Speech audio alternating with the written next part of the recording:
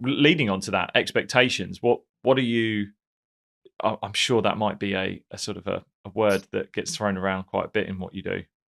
Without a doubt, the two that crop up the most, expectations and entitlement, whether we're talking with parents or whether we're talking with coaches and their perceptions of what they're seeing. Look, expectations I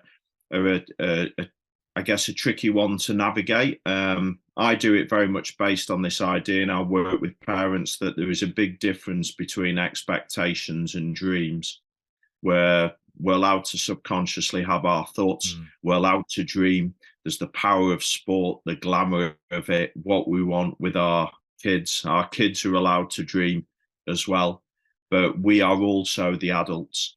And we have got to recognize, as the adults, the odds of our children perhaps achieving some of these things that we dream about. You know, when my son signed that 9-year-old contract, and I've got told I've got more chance of being hit by a meteor than him playing Premier League football for that team. Well, of course, I don't go out and say to him, by the way, mate, you've got absolutely no chance. By the way, I've got more chance of being hit by a meteor. Of course I don't.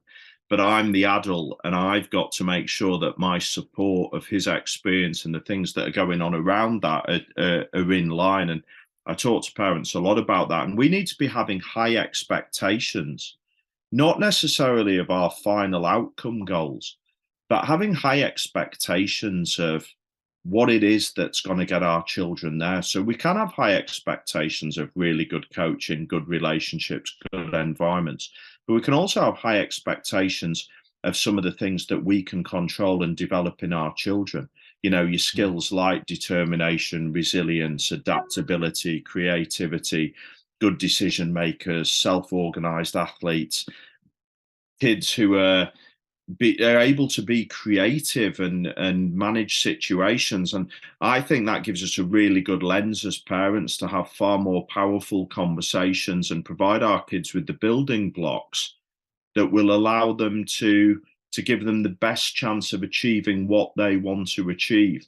And I think that some can go into it a bit blind. You know, I guess the power of sport and what it does. And every parent thinks, yeah, but my child's going to be different. We all do that. We're allowed to do that, but the statistics don't lie. We can think that. So I'm very level on that. And again, it goes back to trying to focus on the things that you've got some control over that are going to benefit your kid, whether it's in their sport or as people. I think is a far better way of going about it.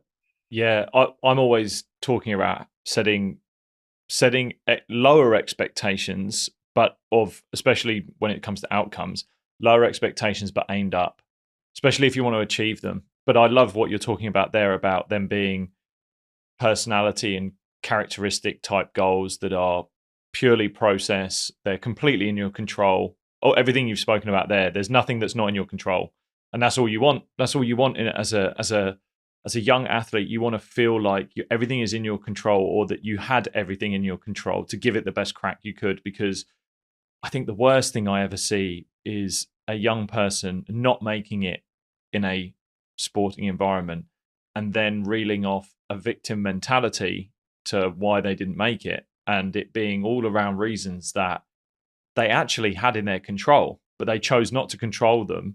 And they focused on all the things that they couldn't control. And that for me, I usually bring them awareness to it and say, hold on, the things you've just reeled off there, they were all in your control.